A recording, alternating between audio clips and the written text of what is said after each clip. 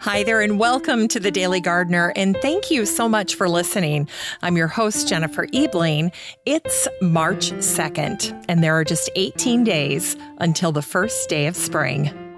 Today, we're going to celebrate the man who went to Mexico as an ambassador and then sent back the plant that became synonymous with Christmas.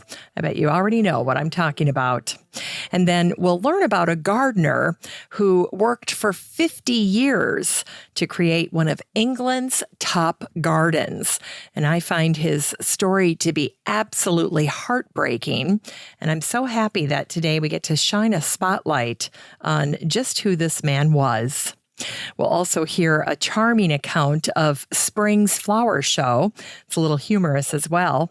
And then we grow that garden library today with a fantastic book for gardeners who want to ferment their garden harvest. So if you've been looking for a very sound reference, a masterclass in fermentation, this is one of the books that you're going to want to get.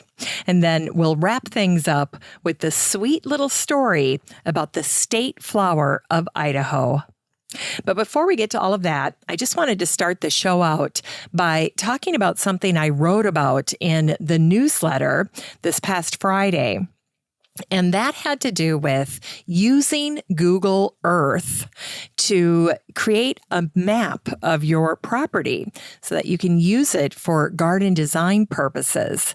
And, you know, I have to say that it's been a long time since I used Google Earth, but it is so cool now because you start out in space if you just go to googleearth.com and then enter your address and you kind of fly in from space, takes you right to your little home, and you'll see your property there.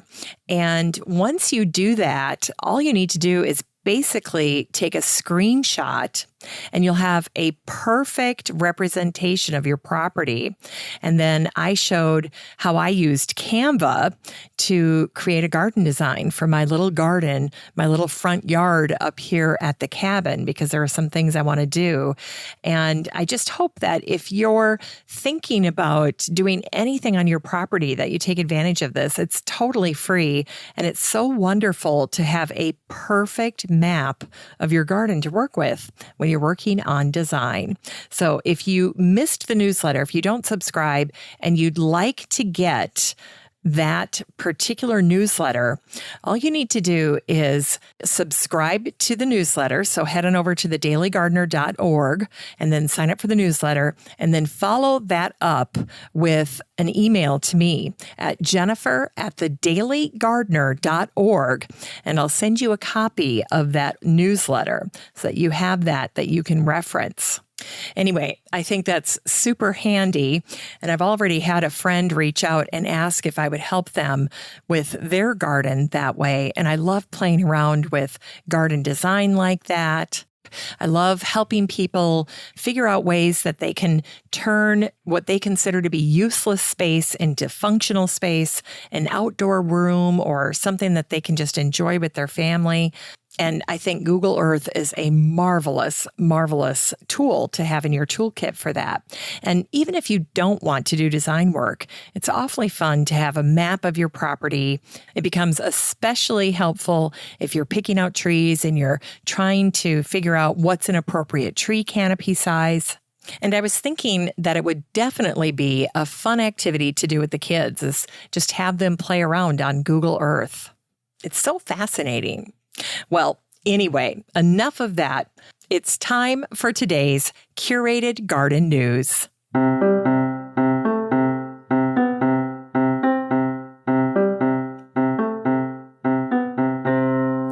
Today's curated garden news comes from UPI, and it was written by Brooke Hayes.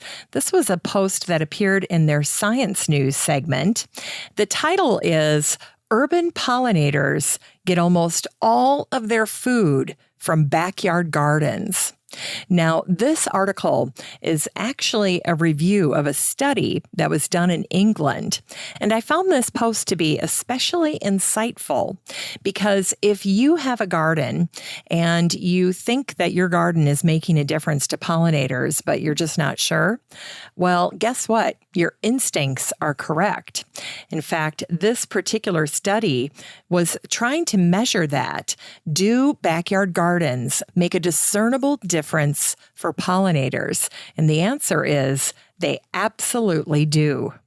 And I wanted to share two little excerpts with you right now, just in case you don't get the chance to read this article, because I think this information is so important for gardeners to know about. Here's the first excerpt. It says, in a first-of-its-kind study, researchers in Britain determined just 3 home gardens can yield a teaspoon of nectar each day. That's enough food to nourish thousands of bees. So there we have our quantification. And then here's the other excerpt. It says, our findings highlight the pivotal role that gardens play in supporting pollinators and promoting biodiversity in urban areas, compared to the nectar generated in the countryside, where just a few species produce most of the sugar liquid consumed by pollinators. The bounty of nectar found in the city and suburbs is produced by a wide variety of plant species. And gardens are important because they produce the most nectar per unit area of land, and they cover the largest area of land in the cities that they studied. So gardens are tremendously important to pollinators. They're more important even than the green spaces that you'll find in the city, like parks or green areas around office buildings. Our gardens are vitally important to pollinators. And if you can, do your best this season to add more plants that are pollinator friendly. Leave those plants up in the fall through the winter because that's important as well. And continue to think about diversity, plant diversity. So if your garden only has 4 or 5 types of flowers, think about ways that you can supplement that with herbs, with other ornamentals, with edibles, and so forth. Because in general, when it comes to the health of pollinators, to their ability to thrive, plant diversity is so crucial. All right. Now, if you would like to read this article for yourself, and I think it's a really good one, all you need to do is head on over to the Facebook group for the show and search for the word pollinator, and this post will pop right up. Now, before I continue on with the rest of the show, I also wanted to take a second and welcome the new members that have joined the Facebook group. I meant to do this last week, and of course, time got away from me.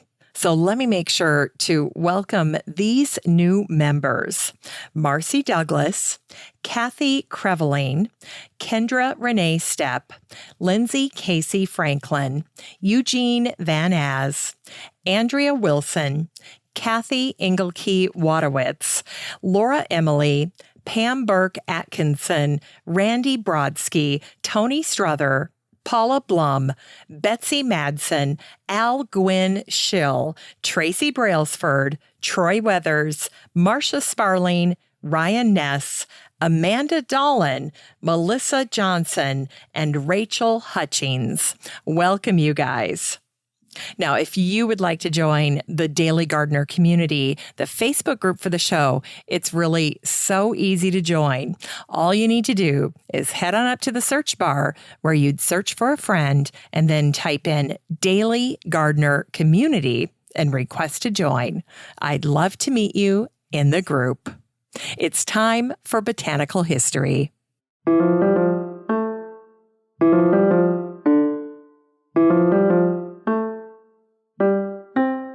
All right, here is some botanical history for March 2nd. Today is the birthday of the physician, botanist, and American statesman Joel Roberts Poinsett.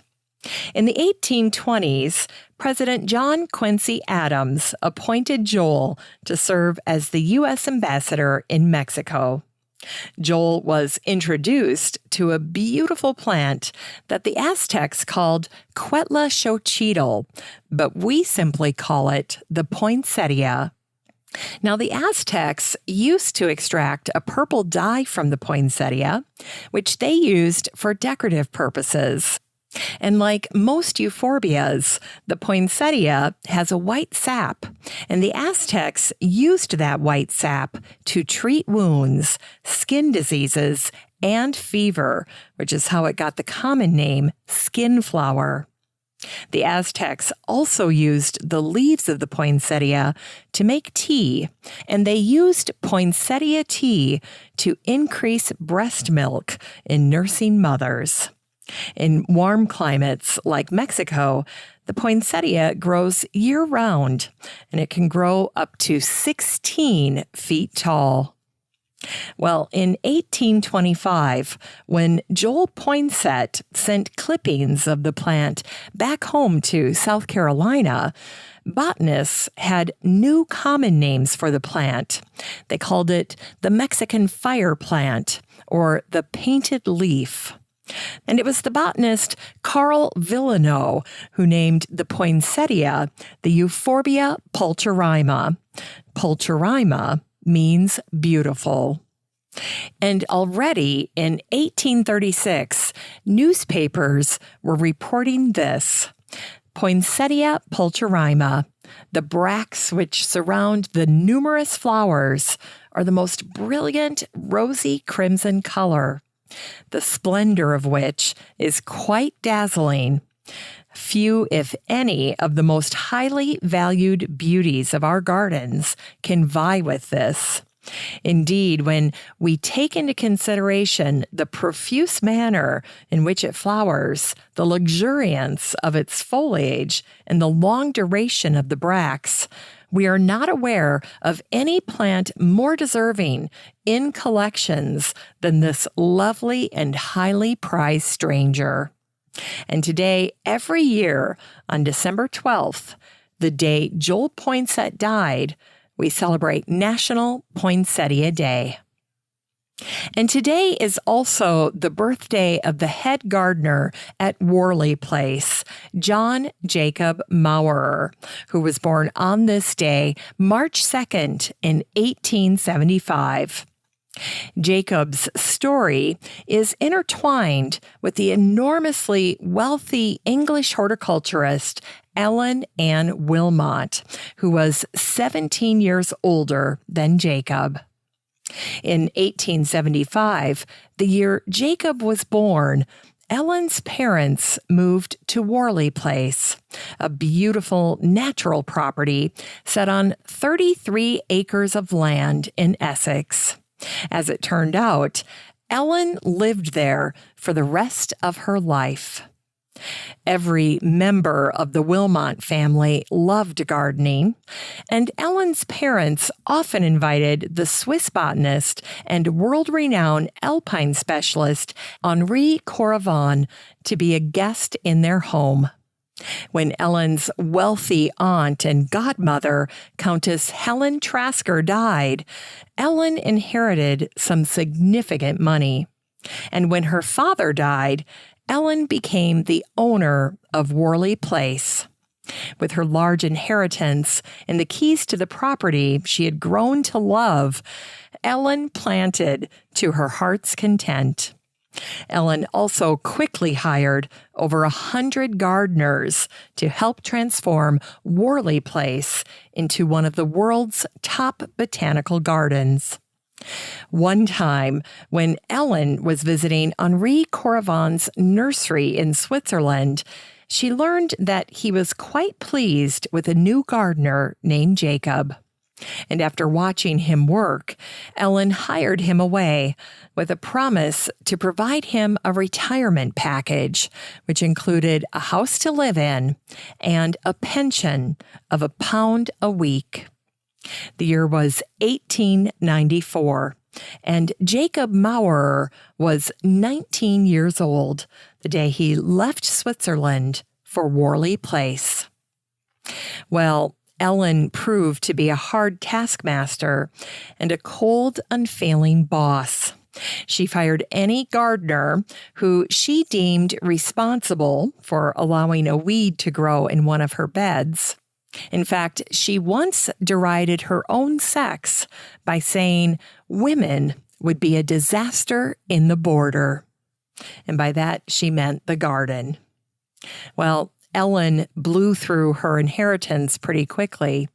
She used her money to set up 3 lavish homes, each with impressive gardens of their own, one in France, one in Italy, and Worley Place. And Ellen also funded trips for plant explorers like Ernest Henry Wilson. And in return, she not only received the latest plants, but many were named in her honor. For all her fortune and connections, Ellen died penniless and heartbroken. Ellen had been reckless with her spending, and her personality could be distasteful, haughty, and demanding.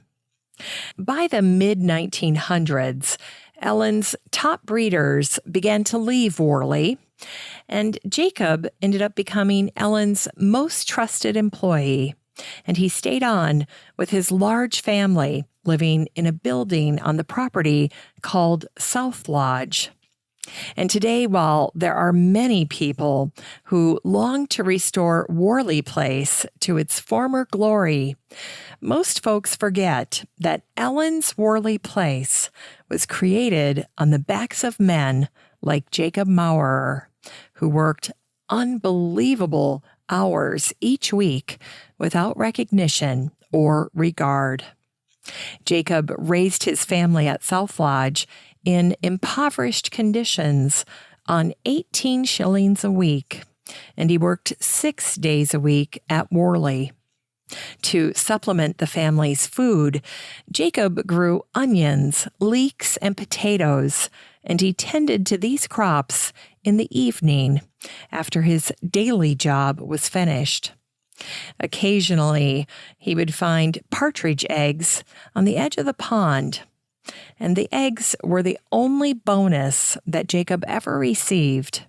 And while Jacob could write in English very well, he had trouble speaking English. Jacob and his wife Rosina had 4 sons, Max, John Jacob Jr., Ernest, and Alfred. And then next, they had 5 daughters, and Jacob named them all after flowers: Rose, Violet, Lily, Marguerite, and Iris. Iris's delivery was difficult, and Rosina developed tuberculosis. Ellen tried to find a place for Rosina to get treatment, but when she couldn't find one, she did nothing else to help Rosina or Jacob. Iris was born in May of 1917, and by the following May, Rosina died.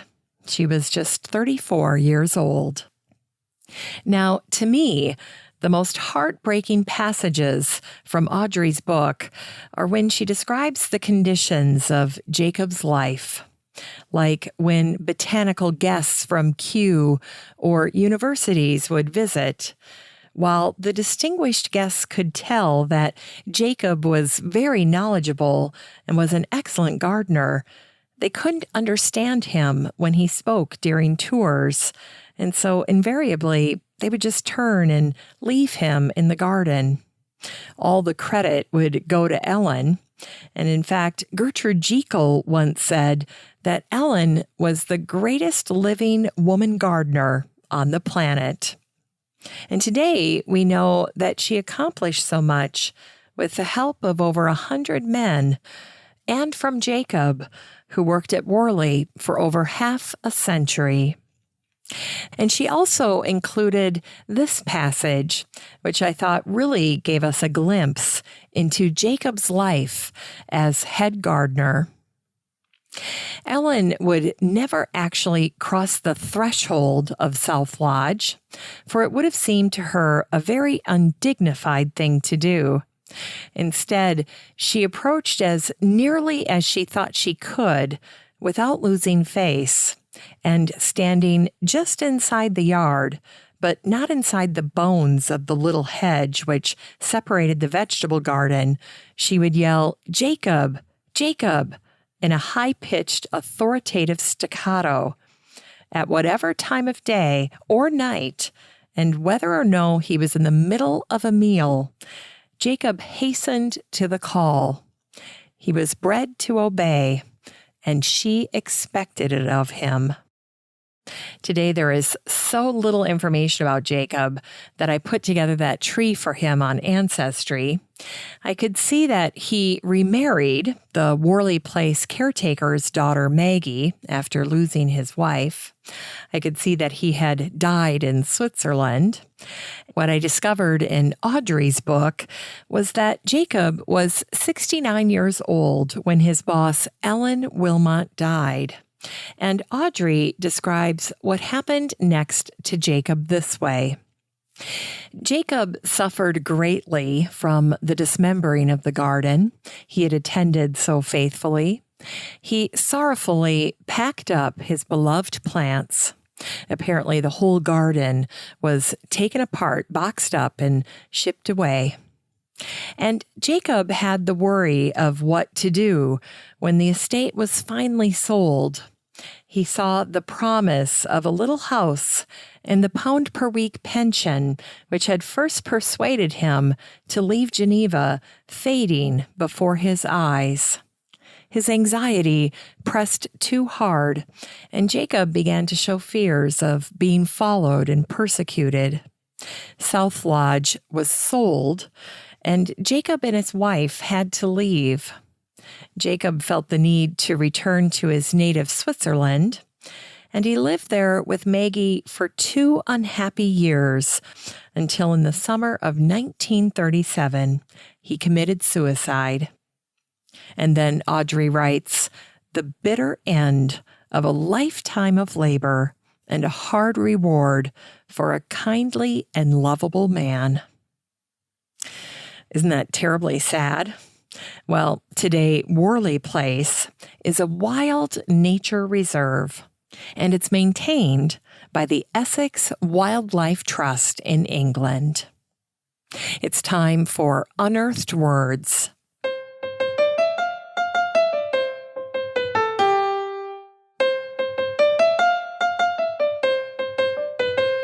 Today's unearthed words will cheer us up. They're from Leonard H. Robbins from his book, Curate with a Garden, one of my favorites. And this is an excerpt from his section called Spring's Fashion Show. The goddess Spring is thought of as being truly rural, but that is a mistake. She makes her first appearance in great stony cities like New York. When the suburban garage roof is still white with frost and the perennial bed is a glacier, spring comes to town.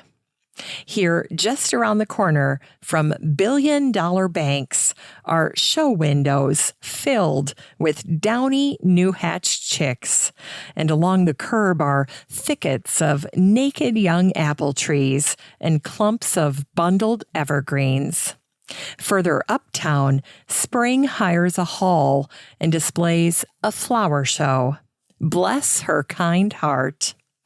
And in walk the familiar creatures loved of old and wonderful blushing debutantes, a proud young rose, a yellow Darwin tulip whose bulb is worth its weight in silver, new sweet peas showing off their lustrous frocks, dainty primrose visitors from the old world, strange bright gaillardias from western deserts, new gladioli from Nepal by way of Indiana, and new Welsh daffodils Americanized in Virginia, and all of these move in spring's procession. There is one thing about it, says Spring, as she mops her fevered brow. I don't have to market my goods. My customers like everything I display. They are already persuaded.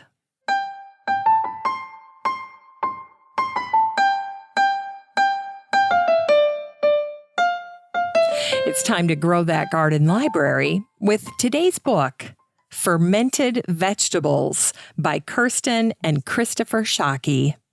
This book came out in 2014, and the subtitle is Creative Recipes for Fermenting 64 Vegetables and Herbs.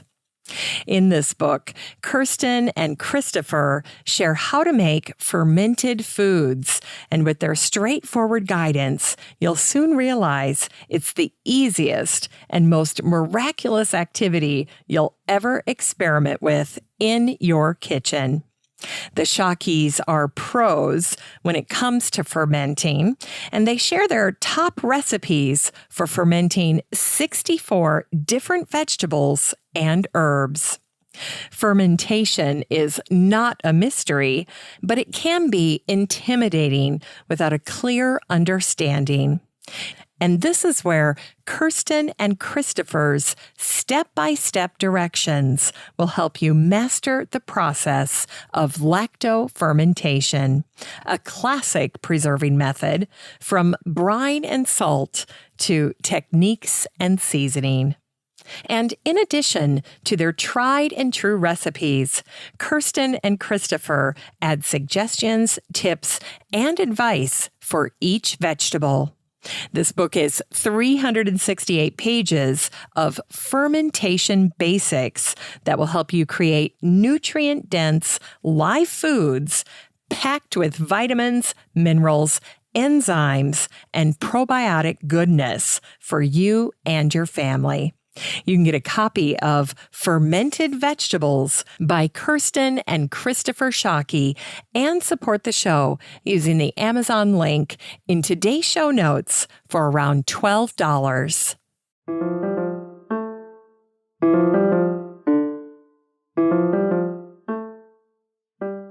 Finally, here's something sweet to revive the little botanic spark in your heart. It was on this day, March 2nd, 1931, that the Idaho state flower was officially adopted, the mock orange. Now, in the 1800s, the mock orange was called the syringa, and its botanical name was the Philadelphus lewisii, which now we know tells us that this plant was discovered by Meriwether Lewis on the Lewis and Clark expedition. And indeed it was. In fact, Meriwether found this plant on the 4th of July in 1806. Native Americans used the straight stems of mock orange to make arrows, which is how it earned the common name arrowwood.